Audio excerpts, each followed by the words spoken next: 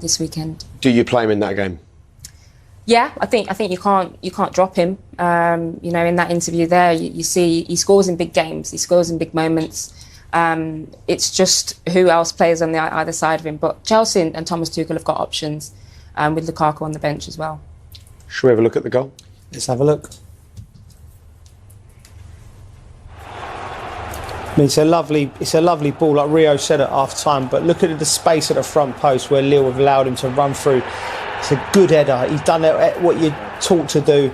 You just get in there and get your head on it and get it down. It's good. Listen, and he said he's got that knack of doing it in big games, and certain players have got that sparkle. They've got that bit of magic, and Kai Havertz has got it. Now, that will come into the manager's thinking when he's thinking about cup finals, big games. He look round, who's his characters who's not going to fluff their lines? Who are the ones that are going to get the job done?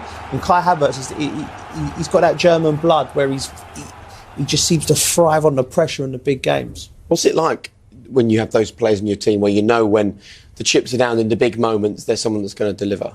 That just breeds confidence in the team. You know, you've got moments in the game where things aren't going to plan, but you can rely on these people. He's a reliable source here because the games that are big, that need someone to stand up and take responsibility, he gets bigger, he gets stronger. You can see that there's a confidence about him. The way he plays anyway, there's a gracefulness about the way he plays, but there's an assuredness behind that as well, which goes beyond these years. He's still a young player in terms of experience, but he's making big impacts in big games.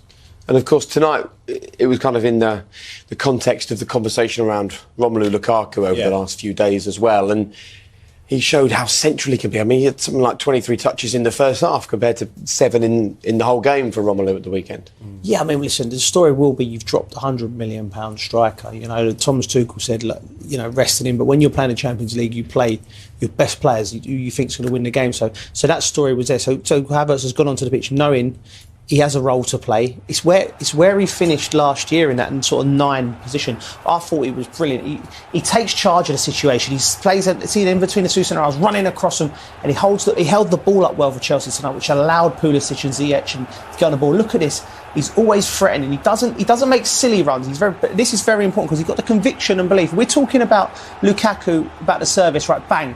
He's seen it there. Now he's taken charge of the situation. He's run across the centre half. You know, and that's a striker's mentality from effectively a number 10, a midfielder, and he was at it all night. This is just before the goal. Again, good, well-timing movement, not just running for the sake of it. I think he comes alive in the box as a player, wherever he plays. And again, this is what I like: passion, penetration, taking your team forward. That is brilliant for midfielders. When you've got a striker who gets on the press and does that, gets his shot off. You know, and he ended and started his night with a goal. The difference. This was the big difference in the game. After that, for me, the tie was won. Chelsea would have dropped it.